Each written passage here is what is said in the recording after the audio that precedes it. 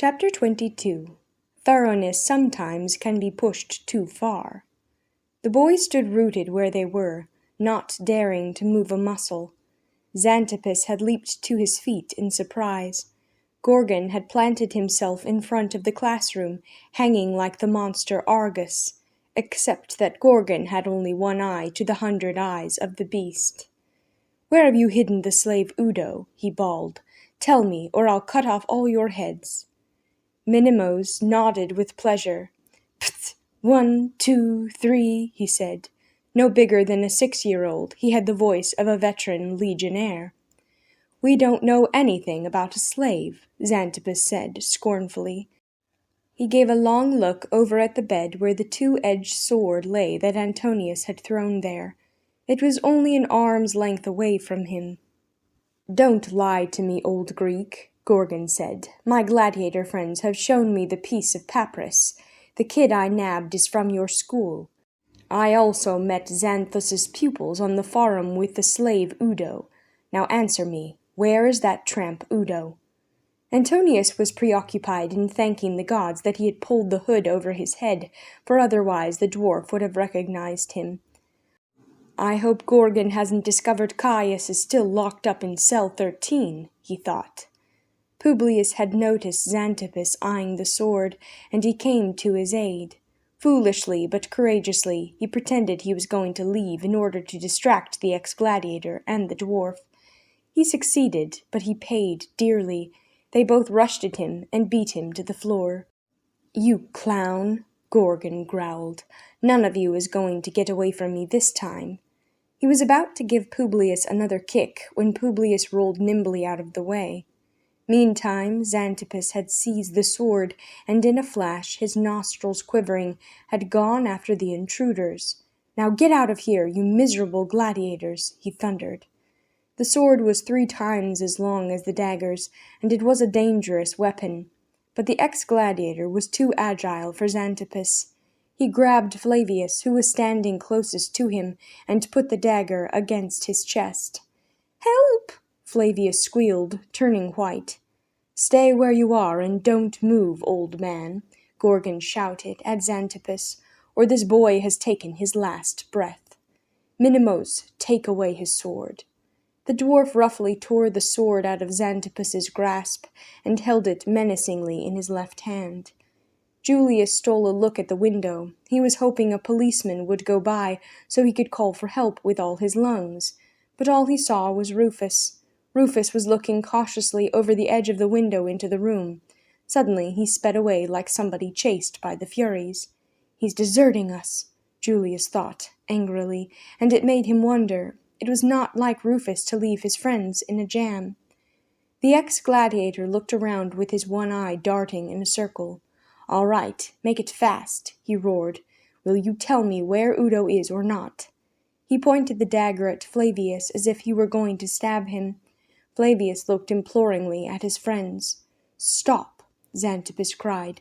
"I'll give you 2,000 pieces of gold if you leave us in peace and release the boy you have locked up in the catacombs." At first Gorgon was taken off guard, but then he spat his contempt. "Your offer comes too late," he said. "That stubborn little punk is going into the arena this morning with the other prisoners who are sentenced to death." How horrible, Antonius thought. So the ex-gladiator had noticed that Caius had not escaped. The boys stared at the ex-gladiator with hatred. "You filthy hoodlum," Julius hissed, helpless in his rage. The dwarf grimaced scornfully. "In the arena, it's just like that. Pfft! 1, 2, 3, he said. Xanthippus was breathing heavily. "I'll make sure all of you are beheaded," he gasped. "If you last that long," Gorgon said, giving a nasty laugh, "your money would be as much use to me as a handful of ashes from hell. If I don't find Udo and the letter by the end of the day, I'll lose my own neck. I've committed myself to sending a famous senator into Hades." His gaze happened to fall on the slate still hanging over the picture on the wall. "By Pluto and all the dogs of hell, everything I want to know is right over there," he cried. Now Xanthippus cursed his habit of thoroughness. He should not have written on the slate. In Paulina's letter, brought by Udo the slave, the following names occur.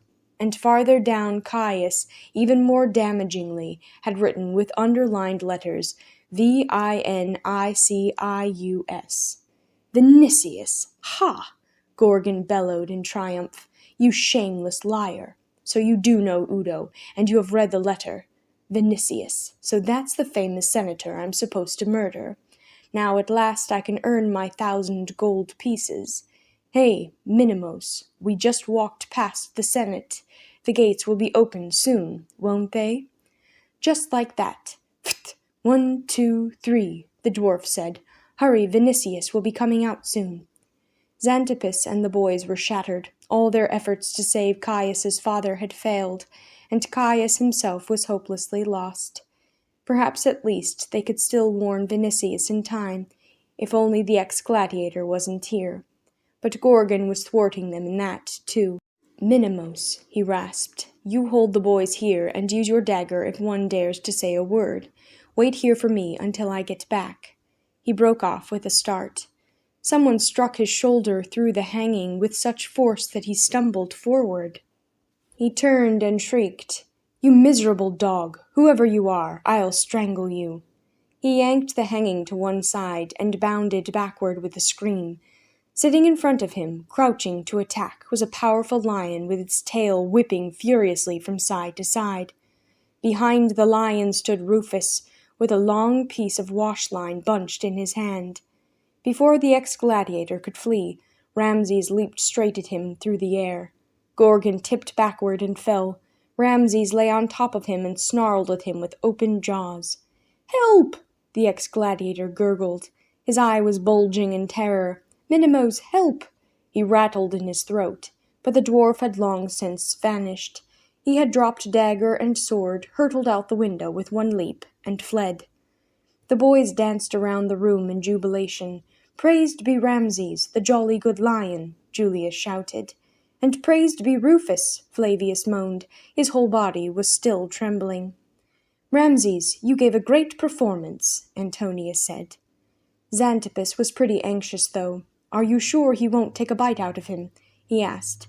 "Of course he won't," Antonius said, beaming with pride. "He learned what he's doing from a lion tamer. He's angry only because the brute shouted at him.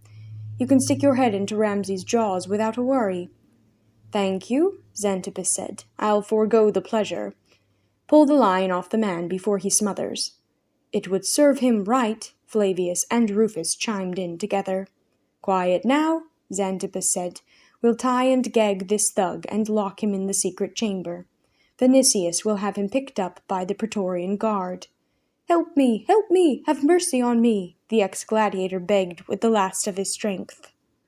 Ramses' hot breath was blowing in his face, and his strong white teeth hovered over Gorgon only a menacing nose's length away. Antonius thumped Ramses on the back energetically. "Behave yourself, Ramses," he exhorted, and tugged at the lion's mane. Julius, Publius, and Rufus joined forces and pulled Ramses by the tail. Ramses got off the ex-gladiator reluctantly, but he lay down as close as he could get and stared at him attentively. Gorgon stood up, groaning. Xanthippus quickly recovered the sword. "One movement from you and I'll stab you," he warned. Publius and Julius armed themselves with 2 daggers.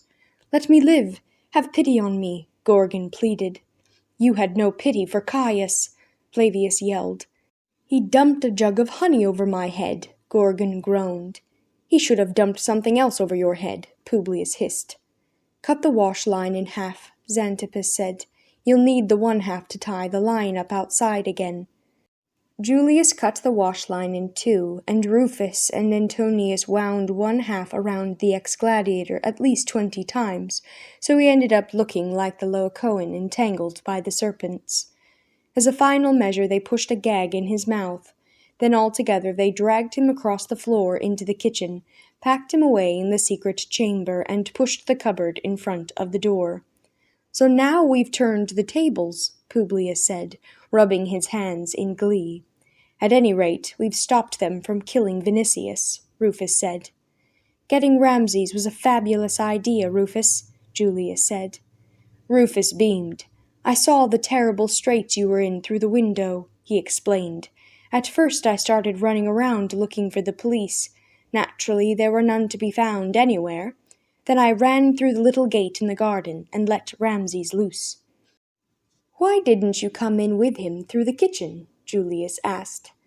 I had seen the ex-gladiator was standing in front of the hanging to the classroom, Rufus said. From there he could have seen me in time and threatened to stab Flavius if I dared to come closer with the lion. That's why I took Ramses with me down the street and slipped in through the classroom. Rufus grinned in delight. I'll tell you, the people in the street scattered, though, when I appeared with the lion. Fortunately, there were no children around. 2 men clambered into a house through the window. Another crawled into an empty wine barrel. A woman collided with our baker just as he was carrying out a plate of freshly baked little cakes. They bounced against each other and fell, together with the cakes. The boys doubled over with laughter. It was a reaction from the fear they had gone through. Xantippus yelled into the kitchen, Stop all that chatter. Caius is in grave danger. Have you forgotten? Stricken, the boys quieted at once. Antonius took Ramses and the other half of the wash line, and the boys tied him again to the olive tree. Julius, you still have the rest of our money, Antonius said. We have to give Ramses something to eat. He's really earned it, Flavius exclaimed. They ran down Broad Street to the closest butcher and bought him a mountain of bones and trimmings for the 10 sesterces. Ramses plunged into the food greedily. Now he'll be satisfied for a while, Antonius said. When they returned to Xantippus, Mucius was talking excitedly to him. Mucius! The boys, in delirious unison, cried. They would have liked to lift him on their shoulders and carry him around in a circle. Well, at last you're back again, Julius said. We've certainly been worried about you. I almost landed in Egypt, Mucius said seriously. He had just told Xantippus about his adventure on the ship and what he had learned about Caius's fate. Xantippus sat gloomily and stared in front of him, lost in thought. Riches, riches, he muttered over and over. Something's dawning on me.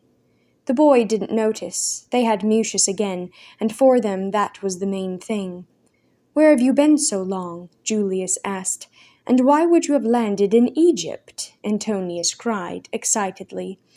Tell us, Flavius and Rufus shouted. We don't have time, Mucius said. I'm afraid we have to get to Claudia's immediately. It's no use. We have to bring her the bad news of what's happened to her brother. That won't be necessary, someone said. The boy spun around, flabbergasted. Standing in the doorway was Caius, pale and haggard, but unharmed.